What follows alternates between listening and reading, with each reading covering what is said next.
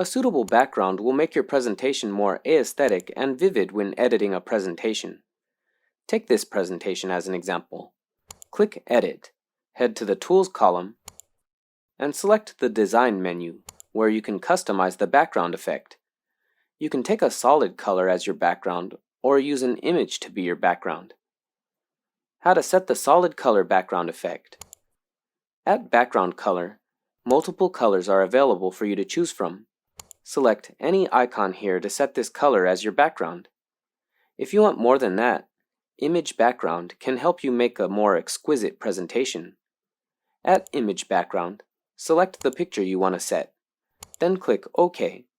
If the picture size is too large to set, you can tailor it to fit your need.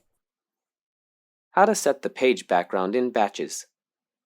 For example, if we want to apply the background of the first page to all pages, click Apply to All Slides. If you find the background on the current page is inappropriate, click Clear Current Background. You can also clear all backgrounds in batches.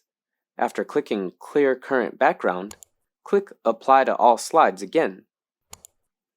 On WPS PC, you can customize the color and transparency of backgrounds.